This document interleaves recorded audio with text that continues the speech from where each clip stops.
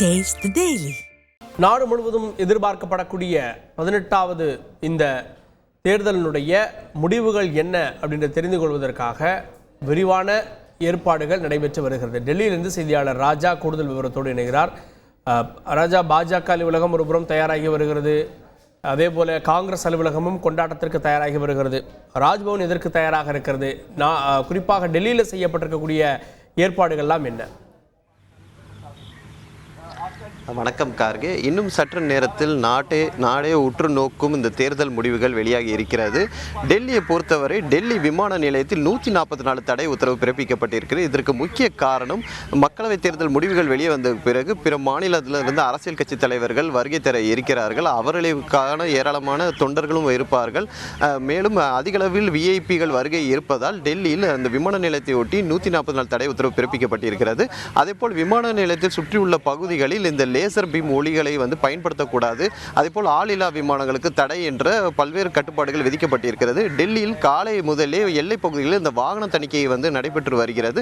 அதேபோல் டெல்லியில் உள்ள பூட்டிங் பகுதியில் ஓட் பூட்டிங் பகுதியில் பார்க்கும் பொழுது ஏற்கனவே 3 அடுக்கு பாதுகாப்பு போடப்படும் என தேர்தல் ஆணையம் தரப்பில் தெரிவிக்கப்பட்டிருக்கிறது.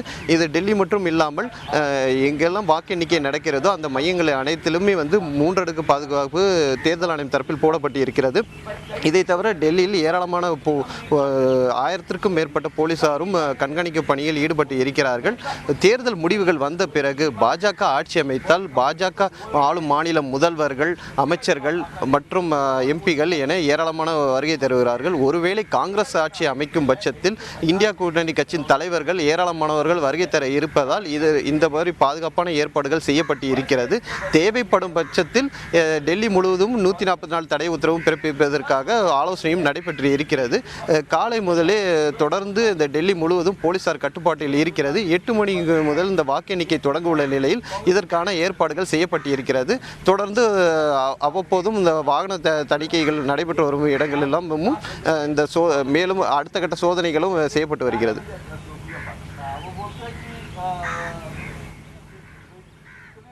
டெல்லியினுடைய நிலவரம் என்ன அப்படின்றத பார்த்தோம். டெல்லியில் விரிவான ஏற்பாடுகளுக்கு செய்யப்பட்டிருக்கிறது. ஒருபுறம் பாஜக பேரணி நடத்த தயாராகி கொண்டிருக்கிறது, காங்கிரஸ் கொண்டாட்டத்திற்கு தயாராகி வருகிறது. அதே போல் டெல்லிக்கு வரக்கூடிய விமானங்களுக்கான கட்டுப்பாடும் கூட விதிக்கப்பட்டிருக்கிறது. இந்த சூழலில் யார் வெற்றி பெற்றாலும் அதற்காக டெல்லி தயாராகி வருகிறது. குறிப்பாக புதிய நாடாளுமன்றம் அவர்களை வரவேற்கவும் தயாராகி வருகிறது அப்படின்றத பார்க்குறோம். இன்றைய தேதியினுடைய முடிவு அப்படின்றது அடுத்த 5 ஆண்டுகளுக்கு அடுத்த 5 ஆண்டுகள் யார் ஆளப்போகிறார்கள் அப்படின்றத தாண்டி இந்த 10 ஆண்டுகளுக்கான சான்று என்ன?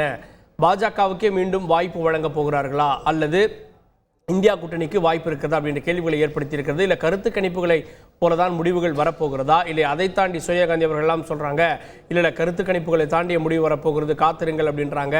295 இடங்கள் எங்களுக்கு அப்படின்னு மல்லிகார்ஜுன கார்கே கூறியிருக்கிறார். இந்த சூழலில் தேர்தல் பணியில் ஈடுபட்ட, குறிப்பாக இந்த வாக்கு எண்ணக்கூடிய பணியில் ஈடுபடக்கூடிய அதிகாரிகளுக்கு மல்லிகார்ஜுன கார்கே ஒரு கடிதம் எழுதியிருக்கிறார். எந்த அழுத்தத்திற்கும் எதற்கும் அச்சப்பட வேண்டாம் அப்படின்லாம் கடிதம் எழுதியிருக்கிறார். காங்கிரஸ் இந்த மாதிரியான குற்றச்சாட்டுகளை முன்வைக்கிறது. தேர்தல் ஆணையத்திலையும் புகார் கொடுத்தாங்க, பாஜகவும் புகார் கொடுத்தது. பாஜக என்ன சொல்லுச்சுன்னா தேர்தலுடைய நியாயமான நடைமுறையை இவங்க கொச்சைப்படுத்துகிறாங்க அப்படின்னு பாஜக புகார் கொடுத்தது. கூடுதலான பாதுகாப்புக்கும் பாஜக கேட்டுக்கொண்டது. அதனால வாக்கு எண்ணக்கூடிய மையங்களில் பாதுகாப்பு அப்படின்றதும் கூட பலப்படுத்தப்பட்டிருக்கிறது அப்படின்றத பார்க்கிறோம்.